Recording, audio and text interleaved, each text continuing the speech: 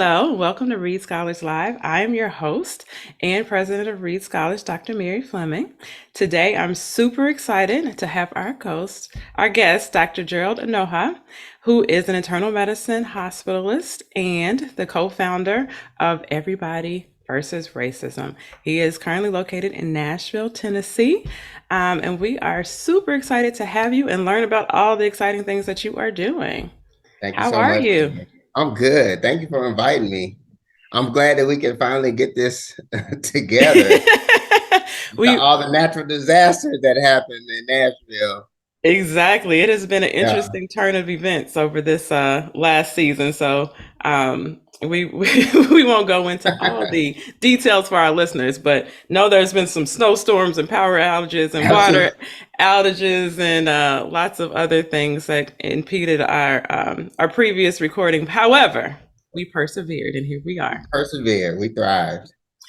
So I usually like to start with just a little bit about your journey. So tell us a little bit about how you got into medicine, and then what springboarded you into this, more than medicine lane around health equity and anti-racism work. Absolutely. So, one, I never thought that I was going to become a doctor. I didn't know that I was going to be a doctor.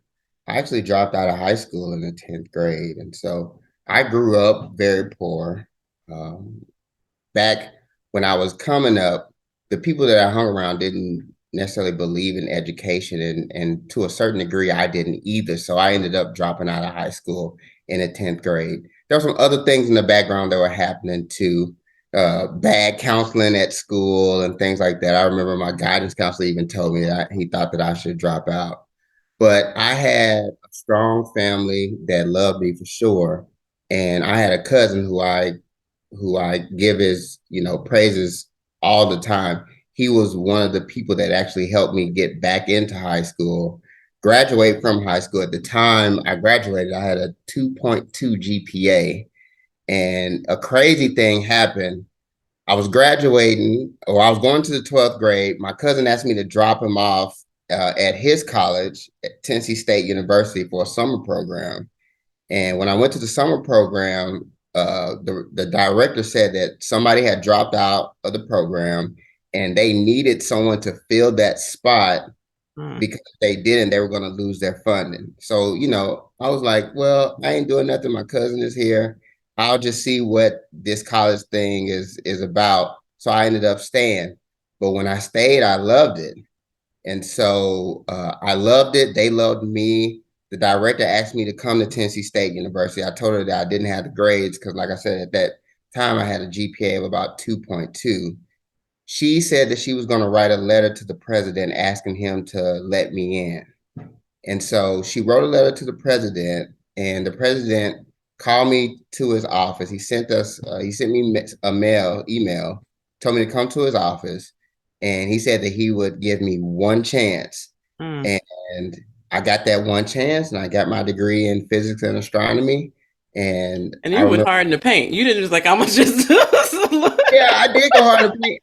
I pursued the thing that I was interested in, and it love just it. it just so happened to be an extremely hard field to navigate through. But I did well in college, and in my last year of college, my college roommate had a mentor, a fraternity mentor who was a doctor, and I randomly met him. Had never heard of Meharry, had never heard of like I probably had not even met a black doctor up until that point.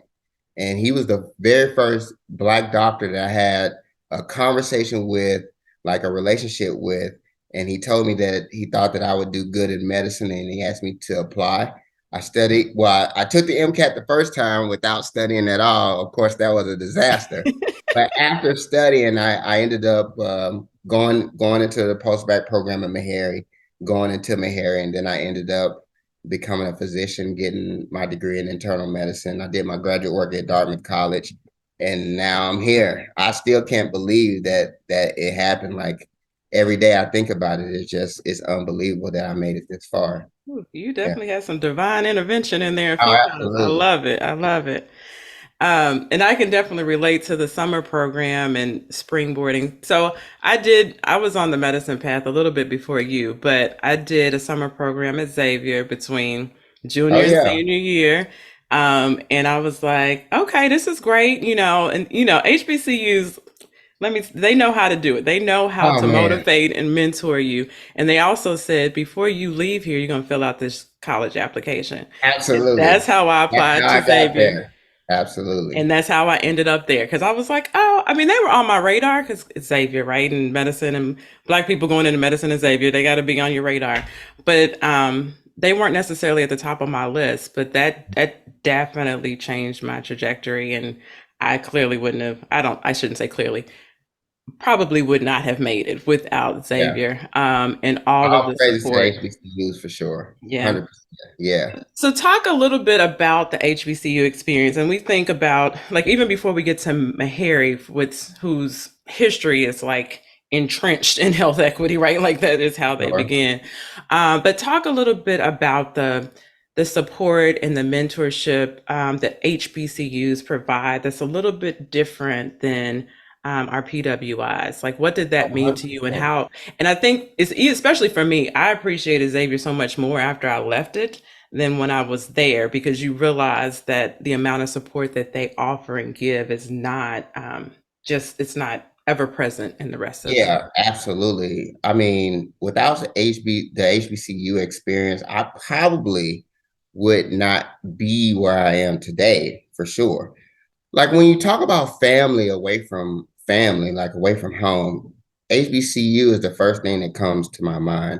Like even, from the first day showing up to the dorm and feeling like I was alone because I didn't know anybody that was there other than my cousin who lived in the honors dorm.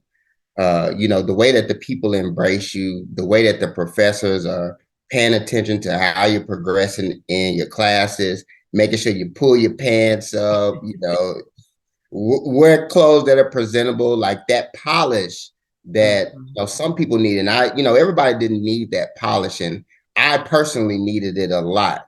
And so it was through the HBCU experience that I basically became a man. I learned how to speak and have conversations with people in a proper manner, shake a man's hand and look him in the eye.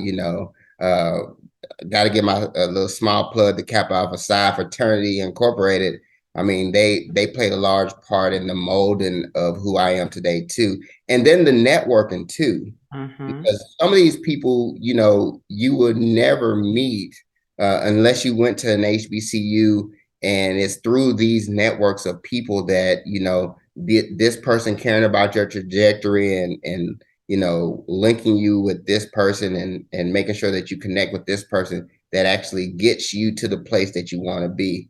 When I eventually told people, I think it was my junior or senior year, that I wanted to be a doctor, it was my roommate, like I said, who actually linked me with his mentor. And I don't know if I would have got that from any other experience. So it was that love and that covering and that family feel and environment that really did cultivate me. It nourished me so that I could, go out into the world and be a productive citizen, a productive position. Yeah. So I couldn't have done it without the HBCUs for sure. I definitely feel the Especially same Tennessee way. State University. I cannot praise Tennessee State more, outside of having the best band in the country. I mean, the love that they show all of their students. I mean, I'm assuming it's like that at every single HBCU, but Tennessee State just has a special place in my heart for sure.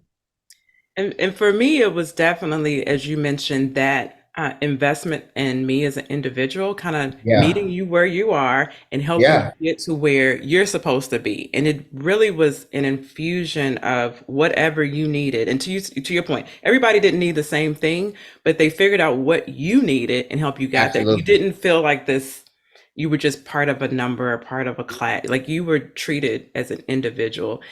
And so our pre-medical advisor was Dr. Carmichael, who there's lots of stories about him because everybody just loved him. Oh, But I he know was literally, I know who he is, was. yes, he would stop you in the hallway and he was like, "Do I need to call your mama?" Like it's Yeah, like this is not a game. We are all in this together. To that for family sure. atmosphere, he was invested in each individual student who came through his pre med office, and like that is just you. Especially when you get to med school and you interact with other med students who, are especially Black and Brown med students, didn't have that Sure. support getting through college and getting to the next step. So it is. I think it is definitely unique Yeah, and appreciated.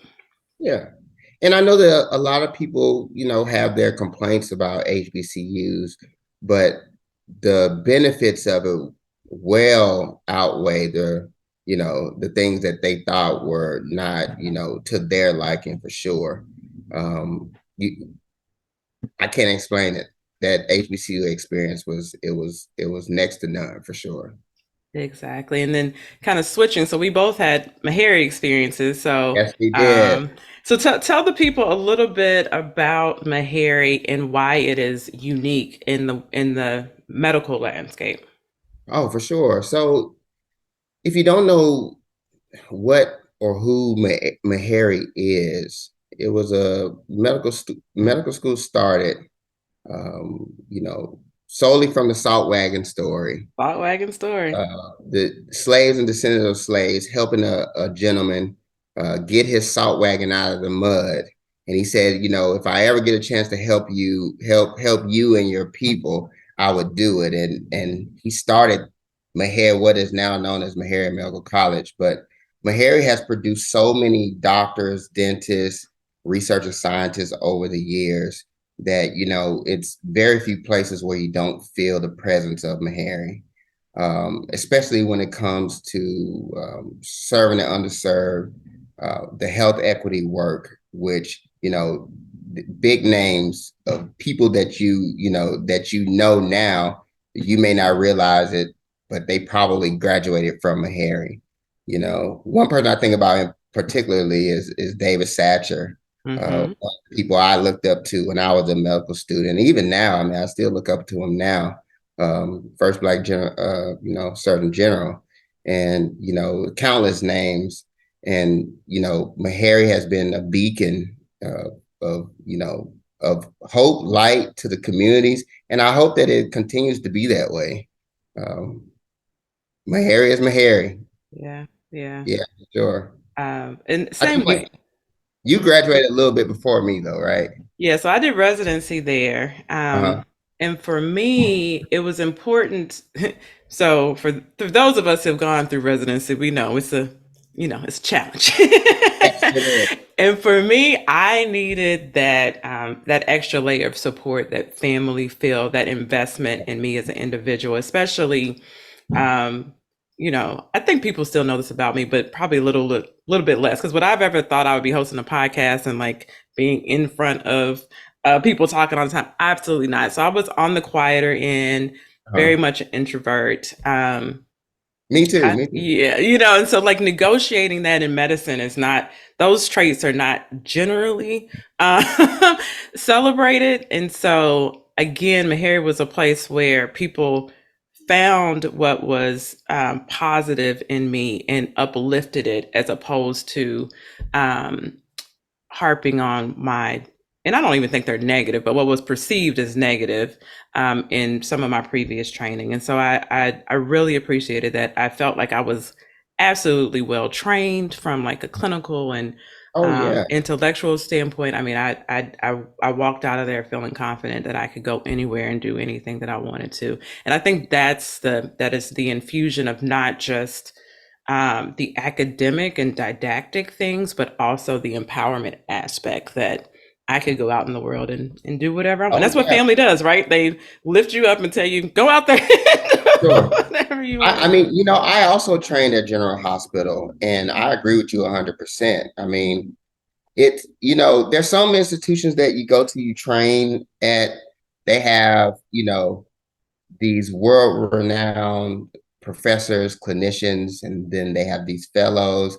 At General Hospital, it's just you. Mm-hmm. And so you have to figure it out, and in trying to figure out like how this works with the resources that you have, with the little bit that you can use to try to treat as many patients as you can, it gives you a certain type of skill and resilience that I don't think you could get in many other places, regardless to the name that the place has. And so I always respect, the residency program that I came from, because I mean, the training that they gave me was, in my opinion, next to none. I was more than ready when I started practicing as an attending.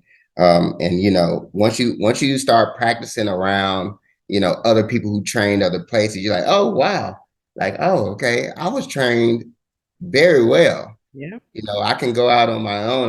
I don't have to, ask, for advice every time I get a complicated case. Like, I've learned to use my resources, in the best way that I can to try to figure out these things. So, I love the training at Meharry for sure. And before we leave this, because I do want to get to a couple of things, but before we leave this Yeah. kind of area and thinking about Meharry and the number of Black people specifically that they've trained, and even more so Black men Mhm. over their history, but also that the other stat that, there as few, I should say, Black men in medical training now as there Yeah. were in the 70s, right? And so, as I much, saw that. yeah. Yeah. So let's talk a little bit about the challenges for Black men going into medicine. And I don't, clearly we're not going to solve that problem today, but kind of some things that we could look forward to try to change that, stat. Well, yeah, absolutely. And I must put this caveat out there. I know that some of my thoughts may be unconventional, but I am a Black man. I have a unique experience where, I'm African American and I'm also Nigerian. And, when you go into the field of medicine and as a Black man, you realize that there are not a lot of Black men in medicine. The question that you ask is why? And of course, there are a lot of barriers that are in place that prevent, especially Black men from getting there. School to prison pipeline, some of the social determinants of health that specifically attack Black men where they are. Mm, All the risk factors that come into place, being able to make it out of your neighborhood and into medicine is a jump that many people may not realize is almost an impossible feat unless you come from a place where those cultivating resources are already in place. It's almost impossible. And then, of course, the education that some Black men get, and I'm not saying that Black women don't get it, but of course, right. uh, some education that Black men get is not up to the standards that they need to actually have the skill or the wherewithal to actually endure a thing like applying to medical school. And so, in my opinion, one thing that we have not done well in our community is to get down into the roots and try to pull the Black man up from there. And what I mean by that, catching the Black man, this young Black talented boy in a younger grade, like second or third grade, is I think more beneficial than trying to get them while they're at college, Yeah. because you're trying to teach them some of the things that they should have learned when they were in elementary and middle school. And so I think that what we need to start focusing in on now is how do we get to those young kids and teach them that being a doctor is something that's cool, being a doctor is something that's okay, being smart is something that was okay. Yeah. Because, as I mentioned, growing up, I didn't have much of an interest in school, but there were a lot of people around me who were telling me and saying that school wasn't as cool as Mhm. we know it is now.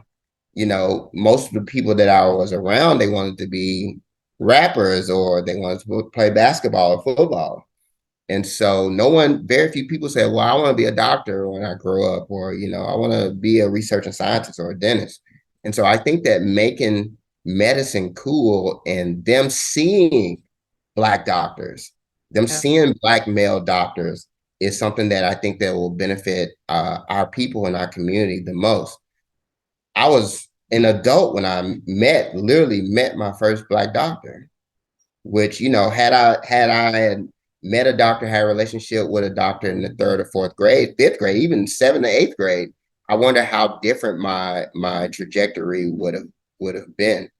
And so I think that, like I said, digging down deep in the roots and trying to catch the students younger is an objective that I think that we should be implementing in our systems when it comes to reaching out to the young Black man. And in addition to that, there's one thing that I also have noticed that we have to pay some close attention to. And I don't mind saying this because I am, like I said, I'm both. I'm an African American and I'm also a Nigerian.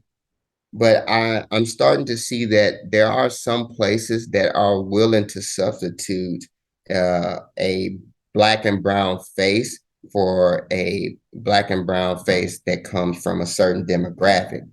And what I mean by that is, the experience for most people who are African Americans, because they're descendants of slaves, is a lot different from, let's say, a person who comes from Africa or maybe even from the islands. And so, what I don't want us to do is to overlook the African American community and only choose people who we think, are suitable for medicine or suitable for what we think medicine should be, or trying to fill a number because the people fit the demographics, other than helping the community that actually needs to get help. Because in my personal opinion, from what I've seen, it's the African American community that actually is at this detrimental deficit when it comes to healthcare workers. Yeah. And it's the African Americans that actually need it the most. And we have to always remember, like, when you talk about some of the disparities and the atrocities that have happened to Black people, it was with the African American community. When you talk about the Tuskegee experiment, when you talk about Henrietta Lacks, when you talk about experimentation on people of color, it was the African Americans that they were doing this to, and it was also the African Americans that they were blocking from being, a part of the medical community.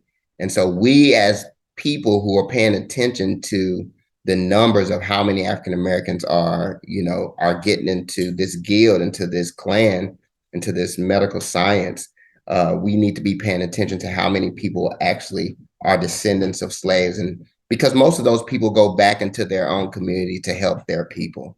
And so that's just something that I've been noticing, and I hope that we can pay more attention to that and make sure that we make it a more equitable society by increasing the number of African Americans in medicine. Also, not Black people overall, for sure. Yes. I love to see my Nigerian brothers in the hospitals. I love it every time I see a person, because people can't pronounce my name, and having people from Nigeria, from Ghana, they feel my parents. I'm like, I'm gonna make sure they pronounce my name.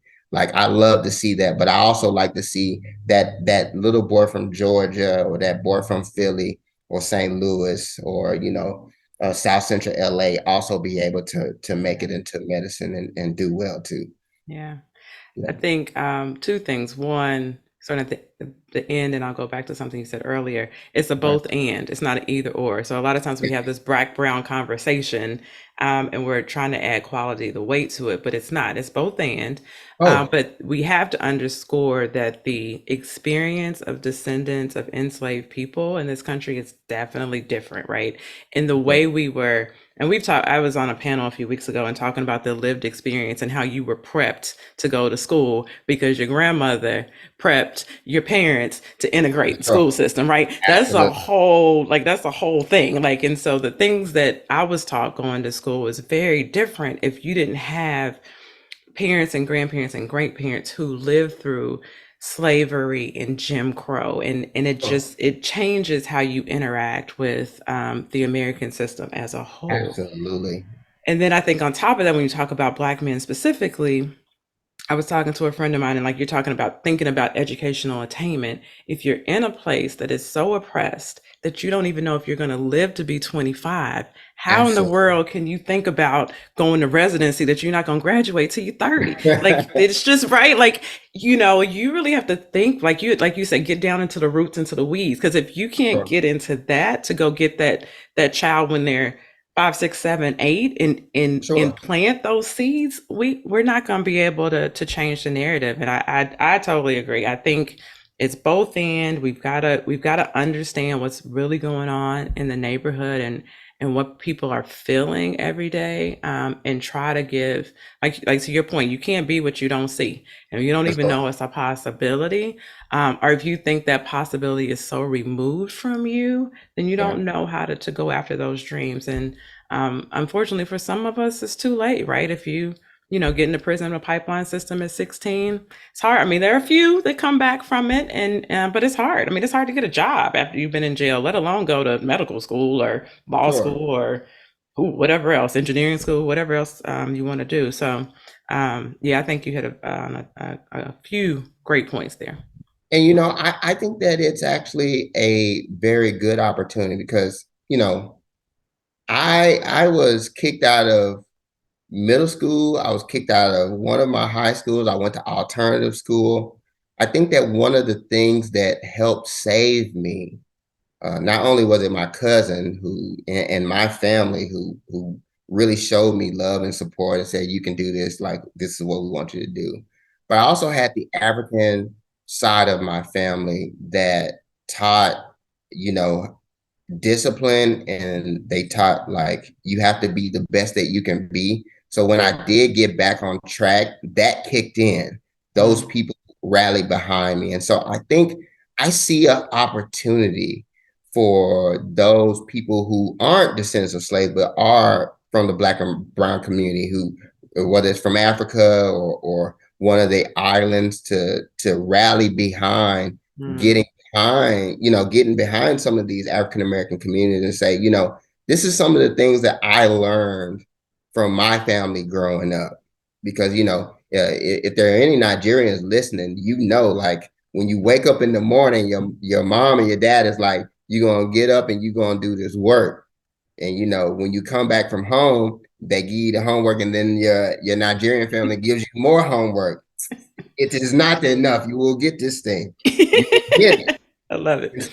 And so some of those things, like that discipline of the grind of academia and education, can be implemented and combined with the resilience of Mm, African Americans, because these are the most resilient people on the planet.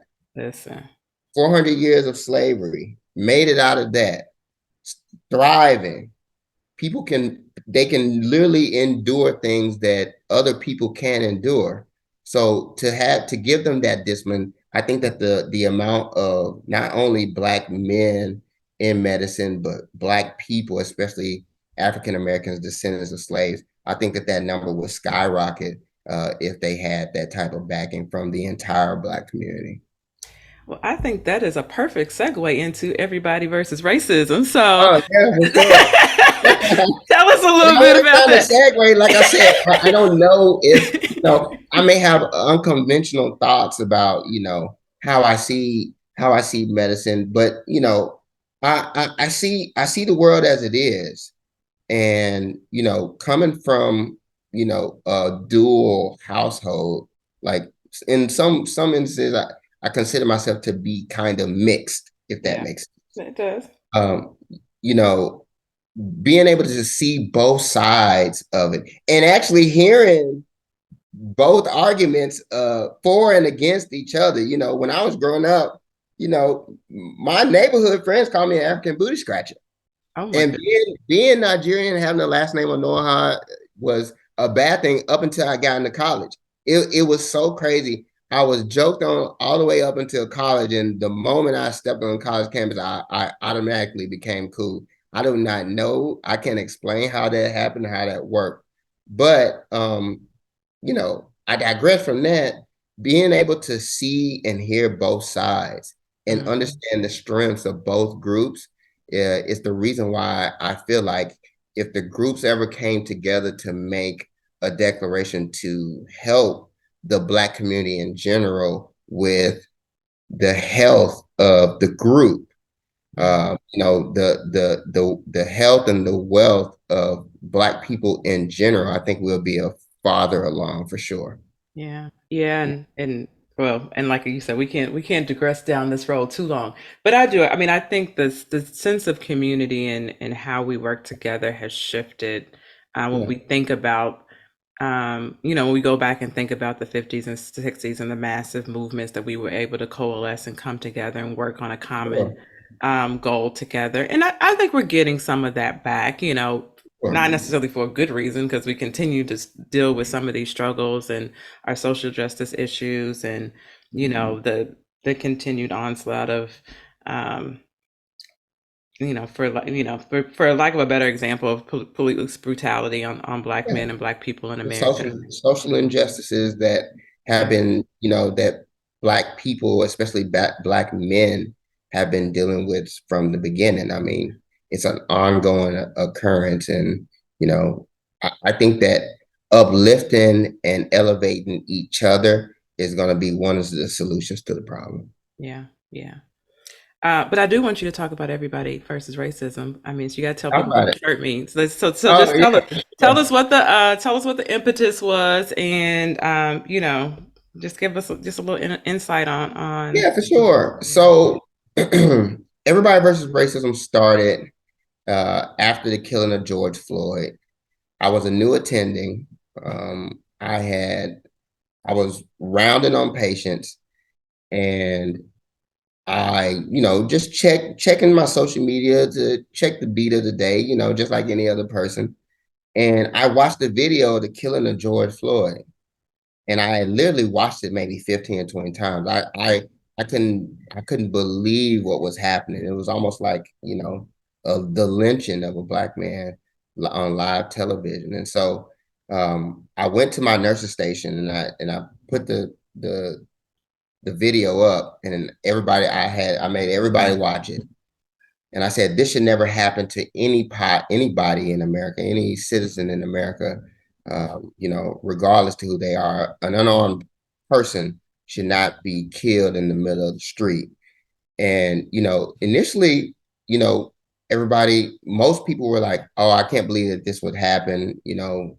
They had sympathy for that George Floyd video. But then I saw something that I never saw before. I saw a bias kick in.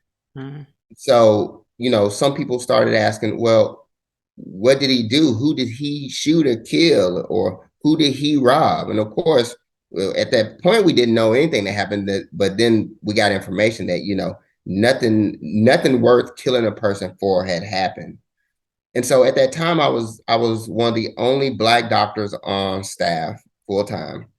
And I personally didn't feel comfortable with not talking about the situation to people in the hospital because that experience did mm, not set well with me. So I went to the CMO of my hospital, and I went to him. I said, I didn't like, this George Floyd thing is bothering me. I would like to talk to some of my colleagues about racism.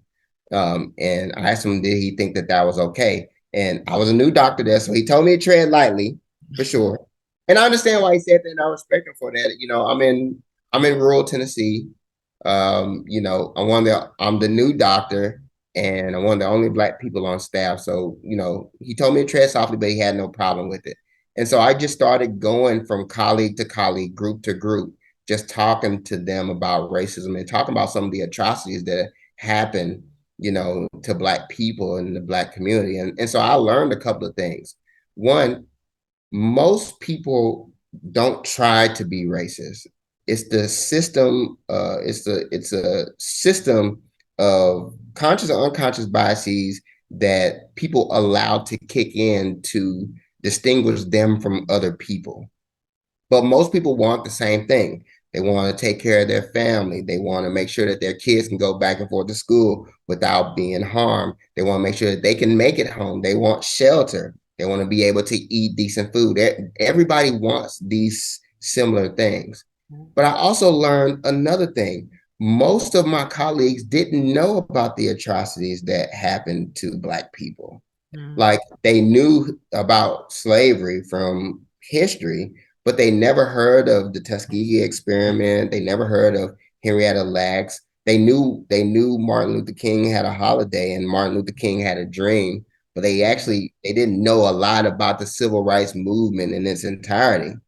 And so, that day I talked to a couple of my friends, I talked to my brother. I said, I want to start to have more conversations about it. But before I could even get it off, some of my colleagues came to me and all of them were white. And one of them said, it's not about, I'm not a Black man. I will never know what it means to be a Black man. But I don't think it should be white people against racism or Black people against racism. It should be everybody against this thing we call racism.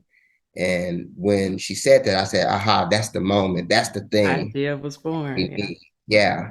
And so we started Everybody versus Racism. We started having conversations first in the hospital and then outside of the hospital, and that's when we started to grow and we started talking in the community about some of the things that Black people have gone throughout history, and then how to be anti-racist and what anti-racism looks like and how that will make the society a better place. Because I honestly believe that if one group of people, one individual isn't free because of the systemic barriers put in place, nobody is free. Right. And as a free society, as Americans, living up to the ideas of America, we should all be striving to make sure that everybody experiences the American dream of freedom. So that's why we started Everybody versus Racism, and that's why we're doing what we're doing. I love it. I love it. So many things that we can unpack there, but Let's unpack. I mean, I think, most of the time when, I'm having the health equity conversation, I was like, health equity is everybody's responsibility for the same vein. Like, we can't just decide the Black and brown people have to figure out how to make things better for themselves. Like, if we don't have Yeah, the buy-in from everybody, it's going to continue to hold us back. And, there's more and more data that's coming out now that says the health of white people in America is worse because the health of yeah, everybody in America is worse, right? And so until absolutely. we bring up, you know, the most vulnerable, then even the most privileged are going to be at jeopardy. And so it does take a concerted effort. I do appreciate the point of say most people don't know because and that's that conversation we get into white privilege and white fragility because a lot of people get to walk around and not know what it feels like that there's this kind of alternative America that a lot of us live in and have been a part of that oppressive society for Sure. generations. And so I get that. And so, the question is then, especially with health equity work, and we're talking about these large systems and trying to get people to one, understand the history, but two, Mhm. understand why it's important to them. And three, to your point, how to get them to listen, right? And because most people's response is, well, I'm not racist. I'm not trying to Sure. be racist, right? And we're like, we're not accusing you of those things, Right. sir, ma'am. But what we want is for you to understand our perspective, how this impacts everybody, and what can we do together to make it better. So let me tell you two things that I did, and this is only through practice because, you know, I had never. So I grew up where I grew up. There were very few white people, if any. I never had. I can't think of a white friend that I had growing up, like somebody that came to my house, spent the night, played video games with. I didn't have that. My very first white friend I met in college, ironically at an HBCU. And so we never taught hate in my house. We only taught love in my house, and we were never taught to dislike any person based off of the color of their skin. And so all of the racism thing was I was only introduced to racism as an adult, as a functioning adult, looking at racism as, oh, this is such an evil thing. But one thing that I started to do is I check myself. Is there a bias that I personally have against anybody, anything in any way? And after I check myself, I check the circle, the intimate circle that I had around me. Are there things that we're doing where we're being biased or we're discriminating against another group? And after that, I made that circle bigger. Like, are the environments or the places that I'm supporting perpetuators of racism and discrimination? And then I went from there. And so in cleaning my own house, Yeah. I learned how to have these conversations with people who weren't Black or people who may not know about discrimination and things like that. And so I always took it to a fundamental thing. And what I call it is a barrier breaker. I Mm-hmm. always ask them, what are the things that you want for yourself or your family? And like I said, the things that most people say is, I Privacy. want shelter. I want a good paying job. I want my kids to be safe. I want my family to be safe. I want to be able to pursue the dreams that I have without any type of delay or discrepancy. And so after we have that short conversation about that, all of us agreeing that those are things that most people want and should be able to have, then I transition and say, well, there are people who aren't getting that. Mm. There are a group of people, African Americans, who have been deprived from that for 400 plus years. And because of that, that has put a damper, a heavy weight on the community as a whole. Because, of course, a lot of the rebuttals that people will have is like, well, we know a lot of Black successful people. Look at Michael Jordan, or look at Oprah, or look at, Ben Carson, Augustus White. People will say that. And I always respond to them by saying the fact that you can name 5 people is the problem in itself. Because I'm pretty sure for the 5 people that you named, you probably know 500 people in your community who are doing just as good. And Yeah. it's not like, contrary to popular belief, that Black people are lazy. They built this country. It's not that there's no way that they can be lazy. It's not like they don't have the intelligence. A lot of the great philosophers, engineers, doctors that we know about in history are Black. It's not that they don't have the skill or the acclimate. It's that these barriers are in place that don't allow them to reach their full potential. And so the people that agree with that, I give them a couple of tasks. I told them to do the work that I did. Start internally, then with your small circle, then with the larger circles, and then look at who you invest in and what you promote, and see if those people have this anti-racism thought processes that you have. And then in addition to that, if you see things in the community that you don't agree with on a fundamental level, say something about it. If you Mm-hmm. see barriers that are in place, or a barrier that is preventing, this young Black man from going from high school to college, remove that barrier and see how well he does. And, I think that if you do that, you'll do your part in being a more functional citizen in this society, being a better American, and being a better human. Mm. Anti-racism is only about being human. Yeah.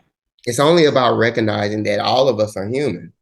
And in doing that, I think that the society and the community, the country as a whole will be a much better place.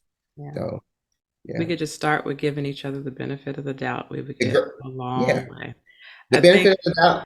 And yeah. also, I'm sorry, I didn't mean to No, cut you. no, go ahead. And also, on the Black side, we have to be able to give white people or people who have that privilege some grace also. Mm-hmm. Because, like I said, the transformation that happened in my hospital, like literally, one, I want to give a lot of kudos to the leadership there who listened to what I said, and Yeah, they that's definitely huge. acted upon that, because I've heard of places where people say it and nothing happens.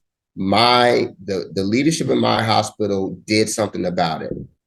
But these people were literally learning about Black people today. And when I Mm, say today, I mean then. yeah. They saw Black people. They saw Black people. They saw a couple of Black doctors, but to even some, it didn't register that, oh, well, there could be more Black doctors. It's just not because, the barriers that are in place. So we do also have to give that grace and understand that some of these people are learning about some of these things, and it's our job to direct them in how we should approach the solutions to the problem.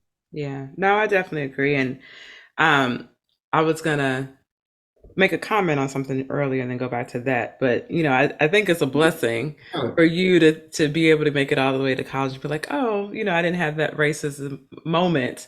And I wonder yeah. sometimes like Yeah. you might have, but like because I think about things, I was like, oh, I didn't recognize that as racism then, right? When you think back, but kind of on the opposite, and just like a little bit of thinking about my story and going to elementary school and growing up with grandparents who integrated the neighborhood, right, during white flight.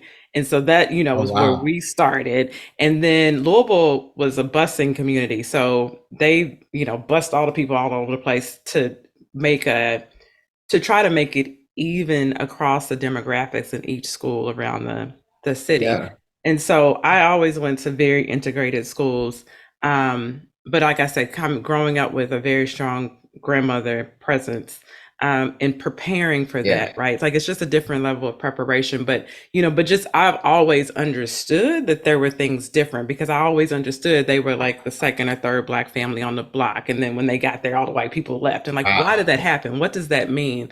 Why didn't they like us? Right? Like, what is it about us that we have to show up better prepared, work harder just to get the same thing? And so I think to your point though, and giving everybody grace, we do have to recognize what everybody is showing up at the table with. And when I Yeah. talk to people, and I'm like, you don't have to take on the whole issue of racism by yourself today, right? Break it down to Yeah. little parts. What can you do? What are the little things Right. that you can do? How do you show up for people wherever you're at, whether it's at the PTA meeting, whether it might be in the beauty shop, whether it's, sitting In the around the church, friends playing card, wherever you show absolutely. up, In the you can church, make a in the difference. country club, Yes. absolutely. Yeah. So I think that's the encouragement. Like you don't have to figure it out all by yourself. You don't have to tackle the big problem at the board meeting in front of people that you're like, I don't know. Take the little bitty baby steps. What can you do in your everyday life? What conversations can you lead? Who can you bring up? So maybe you're at the board meeting, you don't say anything in front of everybody, but you can see somebody who's getting overshadowed and over talked. You can help that person, right? Yeah. You can sponsor them, you can mentor them, you can give them support. So there's lots of things that we can do to work on this together. Absolutely. So we got to wrap up because you got things to do. But I can keep going if you want. no, I won't keep you all day because we can stay I out here got a all lot day. of thoughts for Yeah, I sure. know. So many thoughts. And we could do this again, of course. Definitely. Um, but usually how I like to wrap up is, and I mean, we've been very optimistic, but staying on an optimistic vibe. Like, what are you looking forward to? I mean, we're in a new year, so what are we looking forward to in 2023? Where do we go from here? What are you looking forward to, either professionally or personally, or as a country? What are you optimistic about in this new year? So I'm optimistic. I'm going to tell you something that I've been realizing. The young people, they got it together. They have ignored all of the stuff that all of the bad stuff that we've been teaching them growing up, and they've started making their own decisions about how society should go. And I guess that's one of the benefits of that, of being in that generation. I guess Gen Z is the generation I'm referring to. They've Yes. already made up in their mind that some of the stuff that that they call racism or an atrocity uh is stupid.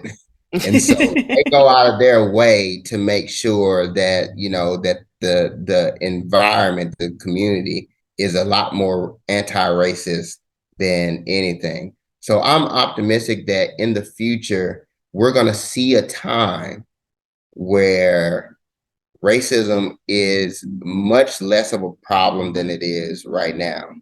I think that, or I'm optimistic in that we're going to see more Black doctors that reflect the demographics of the country. And I think that we will also see a lot more Black professionals too, because there are people, and not just young people. I'm seeing corporations do the same thing. I won't name anybody specifically to give them a promotion, but I'm also seeing some corporations going out of their way to make sure that they're listening to the people that know and listen to the people that they know that know, putting in the work to make sure that that those actionable items are getting done. And so I'm optimistic about the future of where we are. I intend to see a lot more inclusion and diversity and equity very soon. And so we'll see, living out Dr. It was just MLK Day, living out Dr. Martin Luther King's dream is one of the things that we're always striving to see, always striving to experience. But we also have to add upon that dream, right? Like I have a dream 2.0. In addition to, not being judged by the color of your skin and seeing white kids and Black kids living together, working in harmony, you also want to see a lot more people working together for the betterment of everybody. Yeah. And so in doing that, I mean, we're gonna make this place a wonderful place to live for 1,000 years to come. All right. Look, from your lips to God's ears. Uh, That's, that's my prayer. but thank you so much for being here, for doing the deep Thank you. dive. Hope this was worth the wait for sure. Yeah, definitely. It's a great conversation you have done. I mean, we've known each other for a little while. You've done some Yeah. growing up since I first met you. Oh man, I can't I'm believe. so proud of you and all the things that you're doing, and I'm glad I can still be in your acquaintance now that you are Mr. Big Shot. So I appreciate that. But you are being all seriousness. No, I do. I think you're doing great. I appreciate you having this conversation, being able to be vulnerable and honest with us, and I think it's great for continuing the conversation and helping people, understand why it's important and why we continue to do this work. So, thank you. Absolutely. Thank you so much. I really appreciate it. All right. Thank you. See you. Thank you for listening to Read Scholars Live. Please follow us on Facebook, Twitter, or Instagram, or